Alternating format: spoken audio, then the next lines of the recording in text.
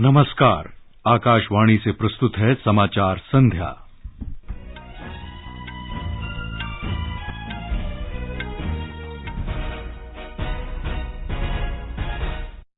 मुख्य समाचार। प्रधानमंत्री ने जयपुर में भारतीय जनता पार्टी के राष्ट्रीय पदाधिकारियों की बैठक में पार्टी कार्यकर्ताओं से देश के विकास के लिए काम करने को कहा। केंद्र ने राज्यों और केंद्र शासित प्रदेशों को कोविड रोधी टीकाकरण में तेजी लाने का दिया निर्देश और उच्चतम न्यायालय ने ज्ञानवापी मस्जिद मामला वाराणसी जिला अदालत को सौंपा। भारत में पिछले वित्त वर्ष में सबसे अधिक प्रत्यक्ष विदेशी निवेश 83 अरब 57 करोड़ डॉलर का दर्ज हुआ। रिजर्व बैंक ने वित्त वर्ष 2021-22 के लिए 30,307 करोड़ रुपए का अधिशेष केंद्र सरकार को देने को मंजूरी दी। मुख्य निर्वाचन आयुक्त और निर्वाचन आयुक्तों ने अपने भत्तों और विशेषाधिकारों में कमी लाने का स्वैच्छिक निर्णय लिया। शिक्षा मंत्री धर्मेंद्र प्रधान ने कहा कि सरकार अनुसंधान और विकास को उद्योग की तरह प्राथमिकता देती है। स्वदेशी खगोल विज्ञान दूरबीन एस्ट्रोसैट ने 500वीं बार ब्लैक होल को बनते हुए देखा। थाईलैंड ओपन बैडमिंटन प्रतियोगिता में पीवी सिंधु सेमीफाइनल में और आईपीएल क्रिकेट में राजस्थान रॉयल्स और चेन्नई सुपर किंग्स के बीच मैच है जारी। समाचार संध्या में मुकेश कुमार के साथ मैं मुनीश शर्मा। समाचार विस्तार से। प्रधानमंत्री नरेंद्र मोदी ने विपक्ष पर जाति और धर्म के आधार पर देश को बांटने का प्रयास करने का आरोप लगाया है। उन्होंने कहा है कि कुछ राजनैतिक दल अपने स्वार्थ के लिए देश में विद्वेष फैला रहे हैं। प्रधानमंत्री ने आज जयपुर में भारतीय जनता पार्टी के राष्ट्रीय पदाधिकारियों की बैठक में पार्टी पदाधिकारियों को वीडियो कॉन्फ्रेंस के माध्यम से संबोधित किया। ये राजनीतिक दल अपने स्वार्थ के लिए समाज में जो छोटी मोटी तनाव होते हैं, कुछ कमजोरियां होती हैं, उसे ढूंढ करके उसमें जहर डालने का काम करते रहते हैं। उस कमजोरियों पर ही खेलते रहते हैं। कभी जाति के नाम पर, कभी क्षेत्रवाद के नाम पर लोगों को भड़का रहे हैं। साथियों, एक भारत श्रेष्ठ भारत का सपना लेकर के चल रही भारतीय जनता पार्टी के लिए ये भी अनिवार्य है कि देश के लोगों को लगातार हमें सावधान करते रहना होगा। इस प्रकार के लोगों से सचेत करना होगा, इस प्रकार के दलों से सचेत करना होगा। श्री मोदी ने पार्टी कार्यकर्ताओं से देश के विकास के लिए काम करते रहने का आग्रह किया। जनसंघ से लेकर के जो हमारी यात्रा शुरू हुई है और आज जो भारतीय जनता पार्टी के रूप में फली फूली इस पार्टी के रूप को, उसके स्वरूप को, उसके विस्तार को देखते हैं तो गर्व तो होता ही है, लेकिन इसके निर्माण में खुद को खपाने वाले पार्टी के सभी मनुष्यों, सभी विभूतियों, उन सबको मैं आज नमन करता हूं। श्री मोदी ने कहा कि पार्टी को अगले 25 वर्षों के लिए राष्ट्रीय लक्ष्यों पर काम करने की जरूरत है और लक्ष्यों को पूरा करने का उनके पास ये सबसे अच्छा समय है। श्री मोदी ने कहा कि हम सबको देश के समक्ष मौजूद चुनौतियों से लड़ने की जरूरत है और पूरी दुनिया उम्मीद भरी नजरों से हमारी ओर देख रही है। देश के लोगों की जो उम्मीदें हैं, हमें वो पूरी करनी है। देश के सामने जो चुनौतियां हैं, हमें देश के लोगों के साथ मिलकर हर चुनौतियों को पार करना है और विजय के संकल्प के साथ आगे बढ़ना है। और हम जानते हैं कि इसका मार्ग क्या है। हमारा दर्शन है पंडित दीनदयाल उपाध्याय का एकात्म मानव दर्शन, अंत्योदय। हमारा चिंतन है डॉक्टर श्यामा प्रसाद मुखर्जी की सांस्कृतिक राष्ट्र नीति। हमारा मंत्र है सबका साथ, सबका विकास, सबका विश्वास और सबका प्रयास। प्रधानमंत्री ने भाजपा कार्यकर्ताओं से कहा कि 18 राज्यों में भाजपा की सरकार है, 1300 से ज्यादा विधायक हैं और 400 से अधिक सांसद हैं। इन सफलताओं के बाद हरेक को लगता है कि ये काफी है, लेकिन कार्यकर्ताओं को चैन से नहीं बैठ रहा है, क्योंकि पार्टी का उद्देश्य तो देश को नई ऊंचाइयों पर ले जाना है। मोदी सरकार के 8 वर्ष पूरे होने पर भारतीय जनता पार्टी केंद्र सरकार की कल्याणकारी योजनाओं के बारे में जनसंपर्क कार्यक्रम के लिए 15 दिवसीय विशेष अभियान चलाएगी। ये अभियान 30 मई से शुरू होगा। अभियान के अंतर्गत पार्टी कार्यकर्ता केंद्र सरकार की विभिन्न योजनाओं के लाभार्थियों से बातचीत करेंगे और योजनाओं के संबंध में प्रतिक्रिया लेंगे। राष्ट्रीय महासचिव विनोद तावड़े ने जयपुर में पार्टी के राष्ट्रीय पदाधिकारियों की बैठक के बाद कहा कि पार्टी के वरिष्ठ पदाधिकारी भी लाभार्थियों के घरों में रात्रि विश्राम करेंगे। श्री तावड़े ने कहा कि इस समय 3 बयान जारी किए गए हैं। पहला बयान मोदी सरकार के 8 वर्ष पूरे होने पर केंद्रित है, जिसमें कहा गया है कि केंद्र सरकार की विभिन्न कल्याणकारी योजनाओं से करोड़ों लोग लाभान्वित हुए हैं। बैठक में हाल में 4 राज्यों में भारतीय जनता पार्टी की जीत को लेकर बयान जारी किया गया। श्री तावड़े ने बताया कि उत्तर प्रदेश में पार्टी का वोट प्रतिशत 39 से बढ़कर 42% हो गया है। उन्होंने कहा कि देश की जनता ने मोदी सरकार की लोकप्रिय नीतियों पर भरोसा व्यक्त किया है। तीसरा बयान राजस्थान सरकार और उसके कामकाज से संबंधित था। भाजपा सांसद और राष्ट्रीय प्रवक्ता राज्यवर्धन सिंह राठौर ने कहा कि राजस्थान विकास के मामले में अन्य राज्यों से पिछड़ गया है। उन्होंने कहा कि राज्य सरकार ने महिलाओं और युवाओं के विरुद्ध काम किया है।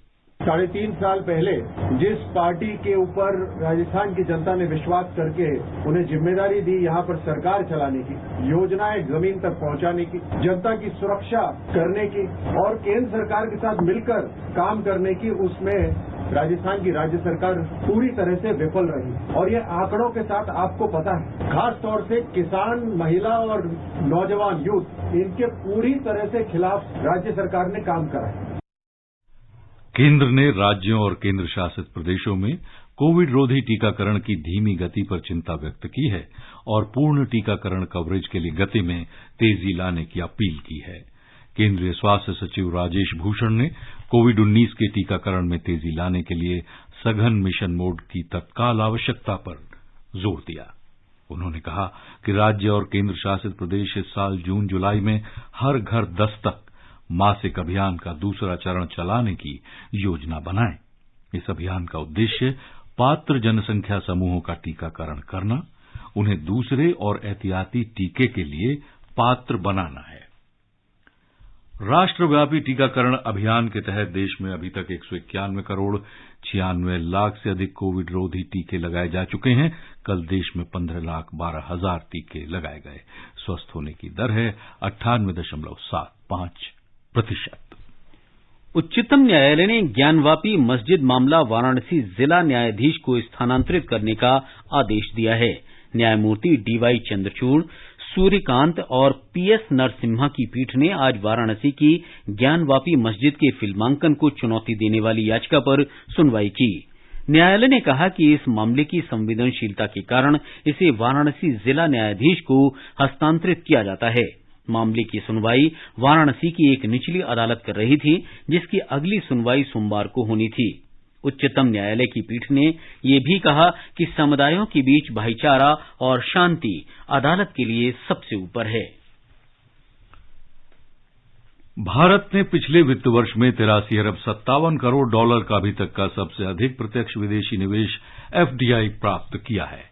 वित्त वर्ष 2014-15 में प्राप्त 45 अरब 15 करोड़ डॉलर एफडीआई की तुलना में देश में पिछले वित्त वर्ष में प्राप्त एफडीआई 85% की वृद्धि दर्ज की गई थी।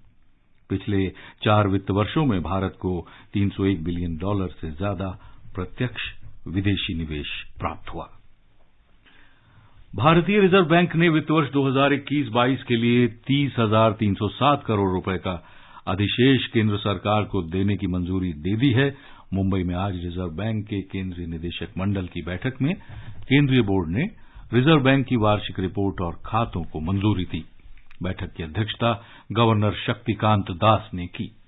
बैठक में वर्तमान आर्थिक परिस्थितियों, घरेलू और वैश्विक चुनौतियों के अलावा भू राजनैतिक स्थितियों पर चर्चा के साथ साथ आकस्मिक चुनौतियों का प्रतिरोधक स्तर 5.5% बनाए रखने का फैसला किया गया।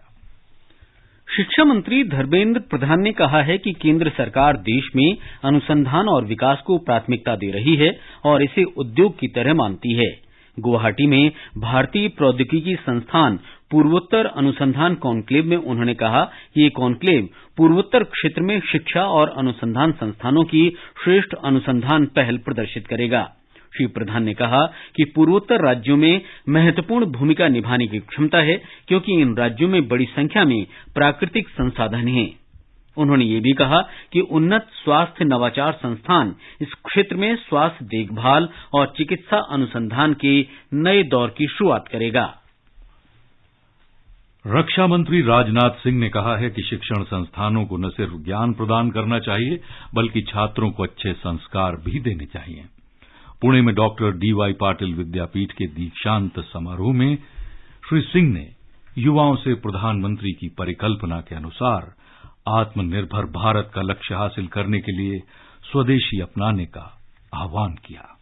आज भारत अपनी जरूरतों के लिए दूसरे देशों पर निर्भर नहीं रहना चाहिए। हम अधिकांश मामलों में आत्मनिर्भर बने, इसके लिए देश में मेक इन इंडिया को भी बढ़ावा दिया जा रहा है। हमारे डिफेंस में भी इस पर तेजी से काम हो रहा है। प्रधानमंत्री ने देश में वोकल फॉर लोकल की अपील की है और यह वोकल फॉर लोकल का आग्रह देश में युवाओं को मजबूती देगा, उनके लिए रोजगार के अवसर भी बढ़ाएगा, ऐसी मेरी मान्यता है। और साथियों, किसी भी देश का भविष्य उसके यूथ पर निर्भर होता है और हमारा यूथ यही हमारी सबसे बड़ी ताकत है। और मेरा हमेशा मानना है कि युवा बदलाव का सबसे बड़ा कैटलिस्ट है और सबसे बड़ा सोर्स भी। इन्वेंशन, इनोवेशन और आइडियाज के दम पर हमारा युवा किसी भी चुनौती का सामना करने और उन्हें अवसर में बदलने की पूरी क्षमता रखता है।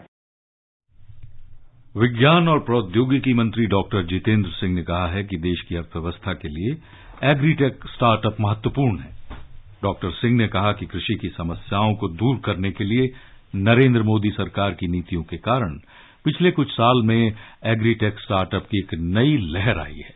उन्होंने कहा कि देश में फसल मूल्यांकन, भूमि रिकॉर्ड के डिजिटीकरण, कीटनाशकों के छिड़काव और पोषक तत्वों के लिए किसान ड्रोन को बढ़ावा दिया जा रहा है। रेल मंत्री अश्विनी वैष्णव ने कहा है कि semi high speed Vande Bharat train का विनिर्माण तेजी से हो रहा है।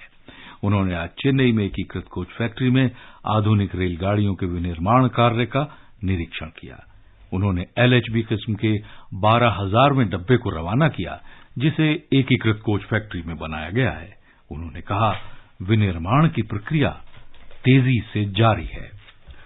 ये समाचार हमारी वेबसाइट newsonair.com/hindi और हमारे mobile app news on AIR पर भी उपलब्ध हैं।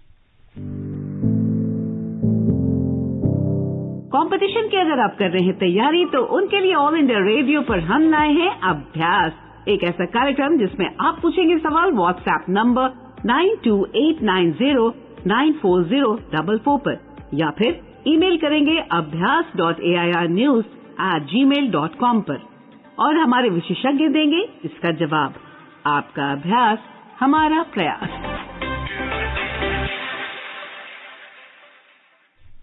समाचार संध्या में आपका फिर स्वागत है। आगे बढ़ने से पहले मुख्य समाचारों पर एक नजर। प्रधानमंत्री ने जयपुर में भाजपा के राष्ट्रीय पदाधिकारियों की बैठक में पार्टी कार्यकर्ताओं से देश के विकास के लिए काम करने को कहा।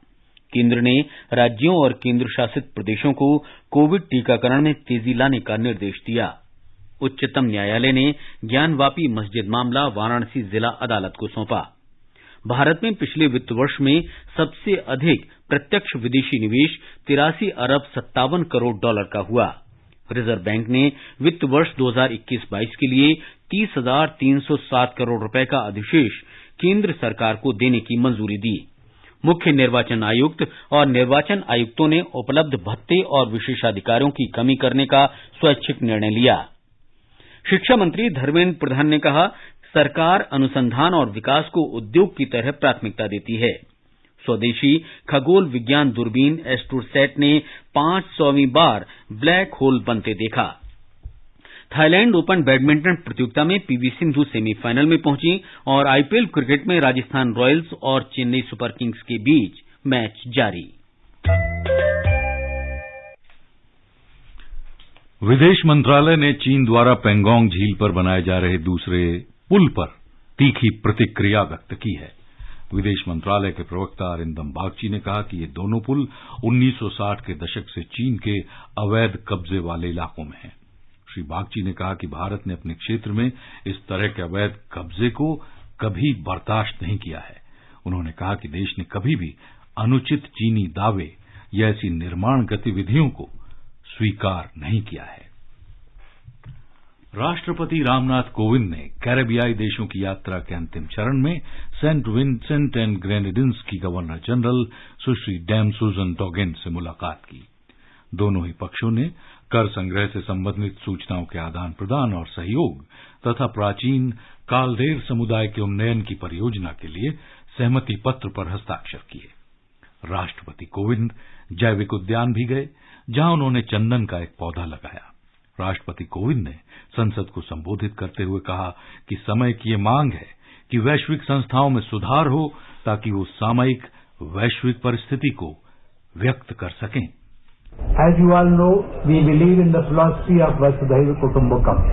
That means the entire humanity, the entire world is our own. And there is a filmy song in India, Bollywood film, which says, "Suno suno दुनिया वालों, चाहे जितना जोर लगा लो, हम हैं हिंदुस्तानी, सबसे आगे हिंदुस्तानी।"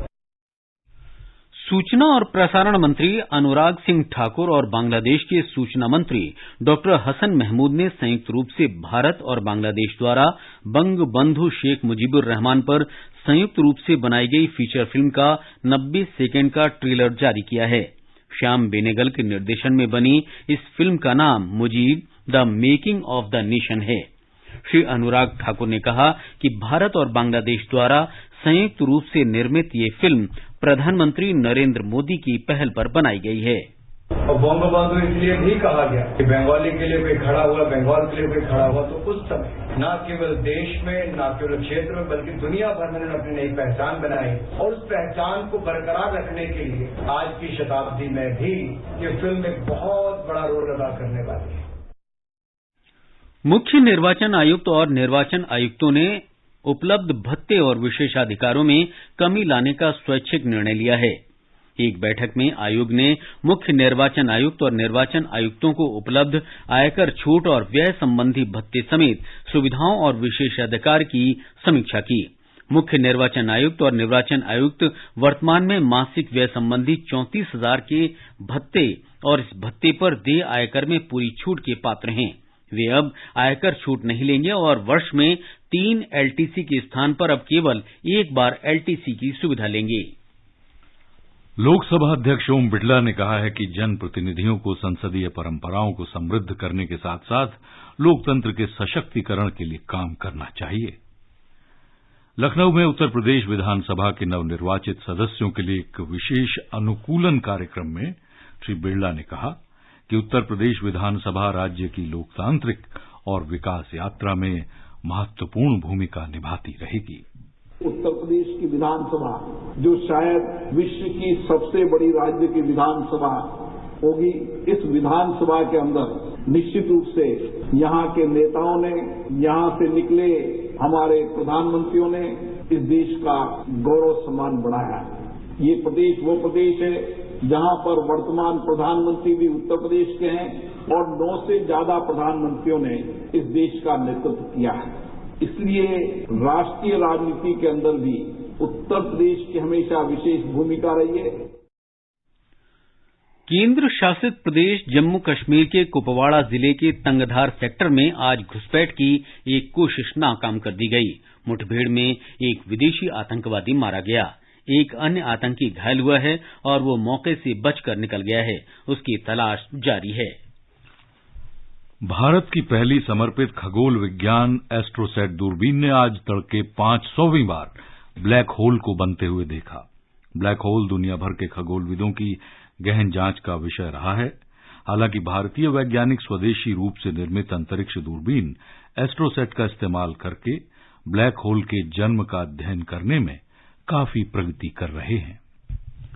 आकाशवाणी समाचार से एक खास बातचीत में भारतीय प्रौद्योगिकी संस्थान बंबई के एसोसिएट प्रोफेसर वरुण भालेराव ने कहा कि इसरो के एस्ट्रोसैट ने एक बार फिर इस क्षेत्र में भारत के कौशल को साबित किया है।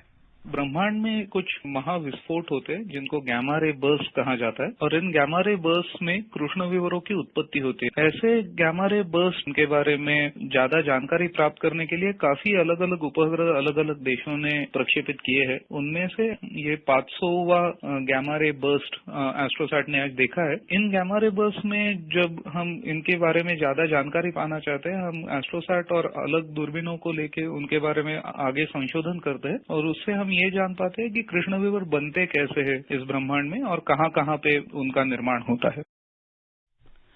आजादी का अमृत महोत्सव के अंतर्गत आइए अब सुनते हैं आकाशवाणी की विशेष प्रस्तुति आजादी का सफर।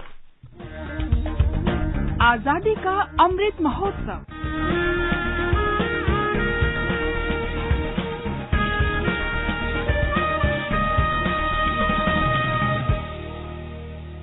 आजादी का सफर आकाशवाणी के संग। भारत का शानदार स्वाधीनता संघर्ष आधुनिक विश्व के महानतम संघर्षों में से एक है। आकाशवाणी से हम आपके लिए प्रतिदिन ला रहे हैं इस शानदार संघर्ष की झलक। विधिर बांधन काटबे तुमी एमन शक्तिमान तुमी की एमनी शक्तिमान। आज की कड़ी में हम महान राष्ट्रवादी बिपिन चंद्र पाल को श्रद्धांजलि अर्पित कर रहे हैं। उनका निधन 20 मई 1932 को हुआ था। वे लाला लाजपत राय और बाल गंगाधर तिलक यानी लाल बाल पाल की प्रसिद्ध तिकड़ी में शामिल थे। आमादेर भांगा गड़ा तुम्हार हाथे एमन अभिमान तुम्हादेर एमनी अभिमान। बिपिन चंद्र पाल बंगाल टाइगर के नाम से लोकप्रिय थे। उन्हें सर्वाधिक स्वतंत्र और मुखर चिंतकों में शामिल किया जाता है। 1905 में बंगाल के विभाजन के विरोध के कारण ब्रिटिश सरकार ने संघर्ष में विद्यार्थियों की भागीदारी को रोकने के लिए दमनकारी उपाय किए। उनमें से एक कार्लाइल सर्कुलर था जो बंगाल के मुख्य सचिव टॉमस कार्लाइल ने जारी किया था। बिपिन चंद्र पाल ने उस सर्कुलर का कड़ा विरोध किया। वे राष्ट्रवादी विचारधारा पर आधारित शिक्षा के पक्ष में थे।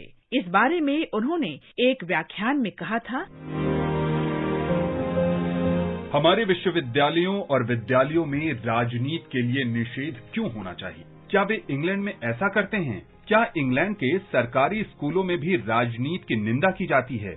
विश्वविद्यालयों में क्या वे देशभक्ति और शैक्षिक समस्याओं पर चर्चा नहीं करते? वास्तव में वे दिन के ज्वलंत राजनीतिक प्रश्नों पर विचार विमर्श करते हैं। बिपिन चंद्र ने मृत्यु पर्यंत राष्ट्र सेवा जारी रखी। इस महान राष्ट्रवादी को आकाशवाणी का शत शत नमन। हम आंध्र केसरी तुंगुतुरुई प्रकाशम को भी श्रद्धांजलि अर्पित कर रहे हैं। उनका निधन 20 मई 1957 को हुआ था। प्रकाशम ने साइमन कमीशन का विरोध किया और नमक सत्याग्रह तथा भारत छोड़ो आंदोलन में भाग लिया।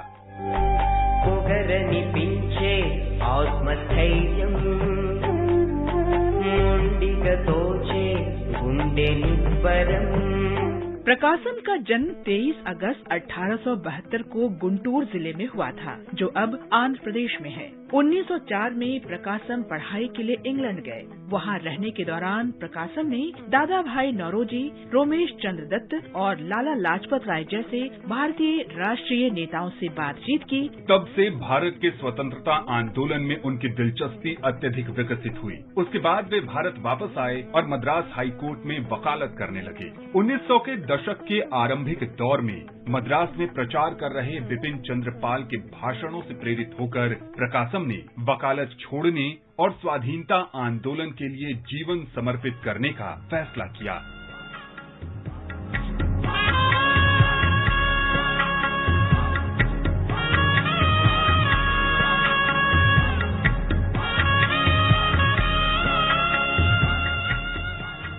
प्रकाशम ने साइमन कमीशन के विरुद्ध आंदोलन में सक्रिय हिस्सा लिया और मद्रास प्रेसिडेंसी में नमक मार्च का सफल नेतृत्व किया। भारत छोड़ो आंदोलन में भागीदारी के कारण उन्हें गिरफ्तार कर लिया गया।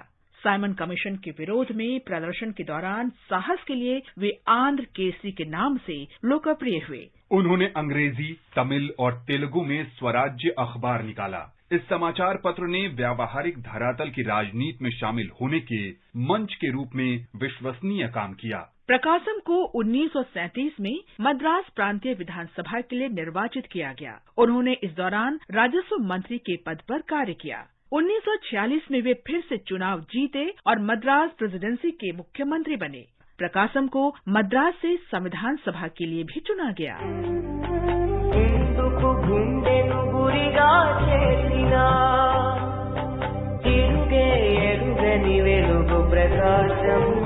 स्वतंत्रता के बाद प्रकासम ने भाषाई आधार पर आंध्र प्रदेश राज्य के गठन की दिशा में कार्य किया। उन्होंने 1952 में हैदराबाद स्टेट प्रजा पार्टी बनाई। प्रकासम को 1953 में नवगठित राज्य आंध्र प्रदेश का प्रथम मुख्यमंत्री नियुक्त किया गया। 20 मई 1957 को मृत्यु तक प्रकासम समाज के गरीब वर्गों के लिए कार्य करते रहे। इस महान भारतीय को नमन।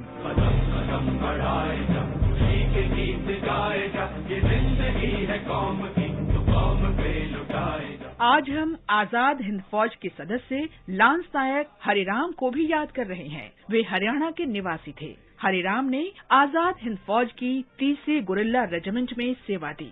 भारत बर्मा सीमा के निकट युद्ध के दौरान 20 मई 1944 को वे वीर गति को प्राप्त हुए। भारत माँ के इस महान सपूत को हमारा शत शत नमन। आज बस इतना ही। आजादी का सफर आकाशवाणी के संग। कल फिर मिलेंगे नई कड़ी के साथ।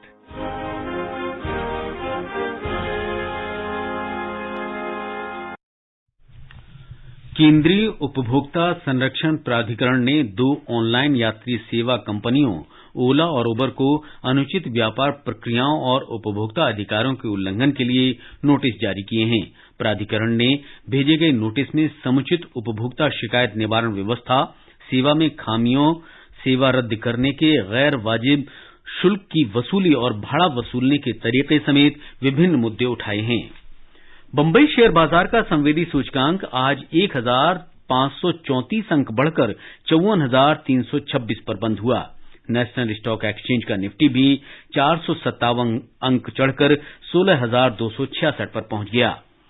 प्रधानमंत्री नरेंद्र मोदी ने महिला विश्व मुक्केबाजी चैंपियनशिप में स्वर्ण पदक जीतने पर निकहत जरीन को बधाई दी है।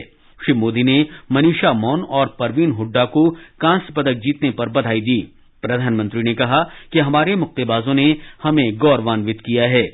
निकहत जरीन ने इसे गौरव का पल बताते हुए कहा कि ये सपने के सच होने जैसा है। मेरा एक छोटा सा सपना था कि मैं अपना नाम ट्विटर पे ट्रेंड करते हुए देखना चाहती थी एंड कल वो रियलिटी में हुआ तो मुझे बहुत खुशी हुई। और उससे ज्यादा खुशी तब हुई जब हमारे prime minister of India Modi ji ने ट्वीट किया मेरे लिए, तो मुझे बहुत खुशी हुई। एंड उसके बाद रात भर मुझे नींद भी नहीं आई। जैसे लोग इतना प्यार मेरे लिए ट्विटर पर एंड इंस्टाग्राम एंड फेसबुक पर लोग प्यार भर के कमेंट्स एंड मैसेजेस भेज रहे थे मुझे, तो बहुत अच्छा लगा उनके विशेष देख के, कांग्रेचुलेट मैसेजेस देख के। PV Sindhu Thailand open badminton tournament के सेमीफाइनल में पहुंच गई हैं। सिंधु ने क्वार्टर फाइनल में जापान की अकाने यामागुची को हराया। आईपीएल क्रिकेट में राजस्थान रॉयल्स का मुकाबला चेन्नई सुपर किंग्स से हो रहा है। चेन्नई ने ताजा समाचार मिलने तक 11वें ओवर में 4 विकेट पर 95 रन बना लिए थे। और अंत में इस बुलेटिन के मुख्य समाचार एक बार फिर। प्रधानमंत्री ने जयपुर में भाजपा के राष्ट्रीय पदाधिकारियों की बैठक में पार्टी कार्यकर्ताओं से देश के विकास के लिए काम करने को कहा। केंद्र ने राज्यों और केंद्र शासित प्रदेशों को कोविड रोधी टीकाकरण में तेजी लाने का निर्देश दिया। उच्चतम न्यायालय ने ज्ञानवापी मस्जिद मामला वाराणसी जिला अदालत को सौंपा। भारत में पिछले वित्त वर्ष में सबसे अधिक प्रत्यक्ष विदेशी निवेश 83 अरब 57 करोड़ डॉलर का हुआ और रिजर्व बैंक ने वित्त वर्ष 2021-22 के लिए 30,307 करोड़ रुपए का अधिशेष केंद्र सरकार को देने को मंजूरी दी। मुख्य निर्वाचन आयुक्त और निर्वाचन आयुक्तों ने अपने भत्ते और विशेषाधिकारों में कमी लाने का स्वैच्छिक निर्णय लिया है। शिक्षा मंत्री धर्मेंद्र प्रधान ने कहा है कि सरकार अनुसंधान और विकास को उद्योग की तरह प्राथमिकता देती है। स्वदेशी खगोल विज्ञान दूरबीन एस्ट्रोसेट ने 500वीं बार ब्लैक होल को बनते हुए देखा। थाईलैंड ओपन बैडमिंटन प्रतियोगिता में पीवी सिंधु सेमीफाइनल में और आईपीएल क्रिकेट में चेन्नई सुपर किंग्स ने राजस्थान रॉयल्स के साथ पहले बल्लेबाजी करते हुए ताजा समाचार मिलने तक 11 ओवर में 4 विकेट पर बना लिए थे 96 रन। और इसके साथ ही समाचार संध्या का ये अंक समाप्त होता है।